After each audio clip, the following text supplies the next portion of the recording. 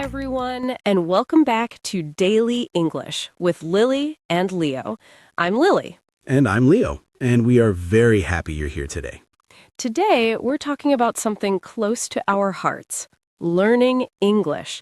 Not in an abstract way, not a list of tips you've heard before, the real version, the embarrassing moments, the plateau, the breakthroughs.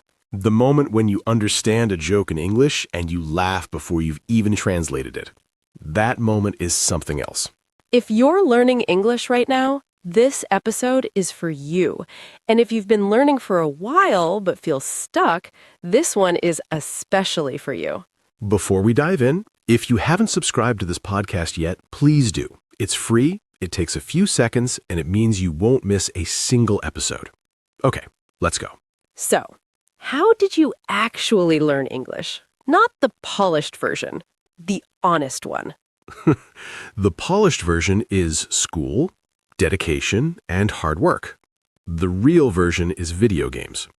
I knew it would be video games. I grew up in a small village, very quiet. Fields, forests, nothing to do. So I played a lot of video games. And the interesting ones, the ones with stories, with characters, with real dialogue, they were almost always in English. And I had two choices, understand the English or lose. Very simple motivation. Fear of losing is a powerful teacher. Extremely powerful. And then later, football commentary. I'd watch matches in English and pause and rewind the same phrases. Not as a study exercise, just because I liked the sound of it, the rhythm. And how did that lead to where you are now? Slowly, very slowly. I made the same mistakes for years, but I kept going. In journalism school, my professor corrected my writing so often that the page was mostly red ink. She told me once, "I can see you love English. Now let it love you back." I didn't understand what she meant at the time. What do you think she meant? Thinking. Stop fighting it. Stop trying to be perfect and just be in it. Let the mistakes happen. Don't treat every error like a disaster. That's a beautiful thing to say. Mine was a more gradual journey. School gave me the grammar basics, but I'd forget most of it the moment the test was over. The real shift happened when I was studying computer science. Every good tutorial, every documentation page, every answer on a forum, all in English. If I wanted to fix a bug in my code, I had to understand what I was reading. So I read, and eventually it clicked. Stack Overflow accidentally taught you English. Some anonymous person on the internet explaining how a loop works in Python taught me the word iterate. I will never forget it. And when did you first feel actually fluent, comfortable? When I stopped translating in my head, it happened gradually, and I didn't notice until one day at work. A colleague made a quick joke in English, and I laughed immediately before I'd consciously thought about the meaning. And I realized something has changed. That's the moment. I remember mine too. Playing a game, someone said something funny, I laughed before I'd processed it. It was automatic, and I just sat there thinking, oh, different. It's a wonderful feeling. But let's talk about the hard part too. The plateau. The plateau. For anyone who doesn't know this word, a plateau in language learning is when progress stops, or at least feels like it stops. You can communicate, you understand most things, but you feel stuck, like you've hit a ceiling. And it's demoralizing because you're still putting in the effort, still listening, still reading, but that satisfying feeling of improvement, it's gone. I hit my plateau after I started working. I used English every day, emails, meetings, documentation, but all very formal, very professional. And one evening I went to one of Anna's open mic nights, and a friend of hers started talking to me casually, and I completely froze. What do you reckon? I just stared at her. Different registers. You were fluent in one kind of English. Exactly. I could write a professional email without a single mistake, but I didn't know how to say, I guess, or sort of. I had to start again in a way. That's when podcasts became really important for me. Podcasts like this one, hopefully. Ideally, exactly like this one. And your plateau? Mine came at a similar stage. I could hold a conversation, but I kept making the same mistakes, the same grammar errors, the same phrases I couldn't get right, like being stuck in a loop. I complained about it for about 3 months. Then a friend sent me a podcast about sports tactics in English, and I started listening on my commute every day, not as a study exercise, just because I liked it. And slowly, without noticing, things shifted. New words appeared, new phrases. I hadn't even been trying. The progress was there, just invisible. Yes, I think the plateau is not when you stop learning, it's when you stop noticing that you're learning. You're absorbing more than you realize, and then one day something comes out of your mouth that you never consciously studied, and you think, where did that come from? From all those hours that felt like nothing. Anna's experience with language is interesting, actually. She goes to open mic nights every 2 weeks, to be around people who care about words. And she told me that reading poetry in English, even when she didn't understand every single word, helped her more than any grammar exercise, because poetry forces you to listen to sound and rhythm, not just meaning. You start to feel when something is wrong even before you can explain why. Your ear develops faster than your brain catches up. Exactly. And she'd read poems out loud in her flat just to hear herself say the words, the rhythm of them in her mouth. And Mia, she started labeling her paintings in English, just small notes on the back, the color, the mood, what she was trying to express. She told me it was the most useful vocabulary practice she'd ever done, because she needed those words. They weren't from a list. They came from something she actually wanted to say. Words you need are words you remember. That's the whole principle. Every word I know well has a story behind it, a moment where I needed it and didn't have it, or got it wrong in front of someone. What's your most memorable mistake? I once asked someone if they wanted to be embarrassed with me. I meant accompanied. I mixed the words up completely. Oh no! What did they say? They looked very confused. I wanted to disappear, but I have never mixed those two words up since. Embarrassment is an excellent teacher. The most efficient method. Speaking of things that never change, you still think pizza is dinner, yes? Despite all evidence to the contrary?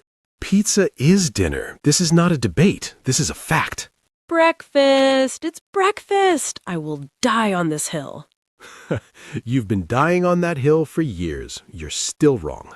You've never tried cold pizza at 7 in the morning with a cup of tea? I have tried it. You made me try it once. It was not breakfast. It was a crime against the morning. Okay, vocabulary time. 5 words from today's episode. First, plateau. Plateau. A plateau is a period when progress slows down or stops. Not just in language learning, in fitness, in any skill. After 6 months of studying, she hit a plateau and felt like she wasn't improving. We talked about this a lot today. It's real and it is also temporary. Second, fluent. F-L-U-E-N-T. If you're fluent in a language, you speak it naturally and easily, without heavy translation or long pauses. He's fluent in English and French. Fluent doesn't mean perfect. It means comfortable and flowing. Third, pick up. P-I-C-K-U-P, a phrasal verb. To pick up a language means to learn it informally, without structured study. She picked up Italian while living in Rome for a year. It sounds almost effortless, even if the process wasn't. I picked up my early English from video games, without thinking of it as learning at all. Fourth, stumble over. S-T-U-M-B-L-E, over. To stumble over words means to hesitate or make mistakes while speaking. She knew what she wanted to say, but kept stumbling over the pronunciation. It happens to everyone. Even native speakers stumble over long or unfamiliar words. And fifth, immerse yourself. I-M-M-E-R-S-E. To immerse yourself in something means to surround yourself completely with it, to go deep. The best way to learn a language is to immerse yourself. Films, music, books, conversations. This is what we both did in very different ways. Leo through football commentary, me through bug reports. Equally valid approaches. Now, grammar. Today, the passive voice. I can already hear people getting nervous. Don't. It sounds complicated. It isn't. And you're already using it. You just don't know you are. In a normal, active sentence, the subject does the action. My professor corrected my essay. My professor, subject, corrected, action, essay, object. In a passive sentence, we move the focus. The thing that received the action comes first. My essay was corrected by my professor. Now essay is at the front. We're focusing on what happened to it, not who did it. The structure is the verb be in the right tense plus the past participle. My essay was corrected. English is spoken all over the world. Mistakes were made. Same pattern every time. And you don't always need the by part.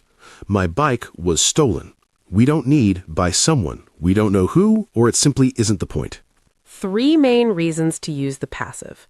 First, you don't know who did the action. The window was broken. I don't know who broke it. I just know it's broken. Second, it's obvious or doesn't matter who did it. English is taught in most schools. We know it's taught by teachers. We don't need to say it. Third, you want to focus on the event or the result, not the person. In news writing especially. 2 people were injured in the accident. The focus is on the people and what happened to them, not on who caused it.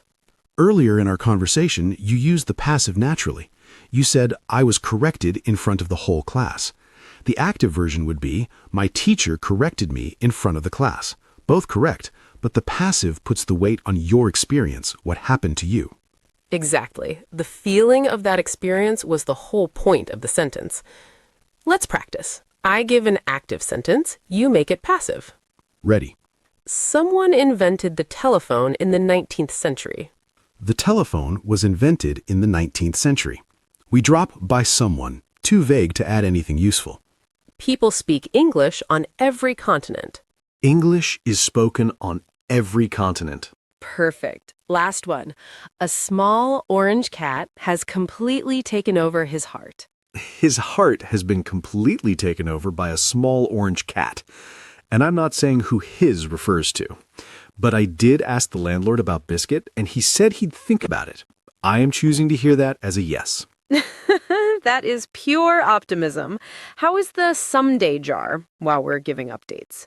€4.50, same as last week. I did not spend it on coffee. I consider this a significant personal achievement. That is real progress. 1% every day, even with coins. Okay, before we close, a moment for everyone who is learning English right now and feeling like it's not fast enough or not good enough or like they'll never really get there. You will get there. Every person you hear speaking fluently, every person who sounds confident and natural, they went through exactly what you're going through. They stumbled, they froze, they hit a plateau and wondered if it was worth it. The difference between people who got there and people who didn't is almost never talent. It's consistency. Showing up every day, even when it's 10 minutes on the way to work, even when it doesn't feel like it's working. Progress hides, it goes underground, and then it appears in one conversation, one joke you understand, one word that comes out of you perfectly, and you realize it was there the whole time. 1% every day. 1% every day. Thank you so much for listening. We genuinely mean that. Leave us a comment. Tell us how you learned English. Tell us your plateau moment or your breakthrough. We read every single one. Subscribe if you haven't. It's free. It takes 2 seconds. And share this episode with someone who is learning English. It might be exactly what they need to hear today. Next week, we're talking about shopping. Online versus in-store, impulse buys, the joy and the regret. And quite possibly my entire online order history, which is a collection of decisions I am still processing emotionally. I cannot wait. Take care, everyone. Bye. 1% every day. 1% every day.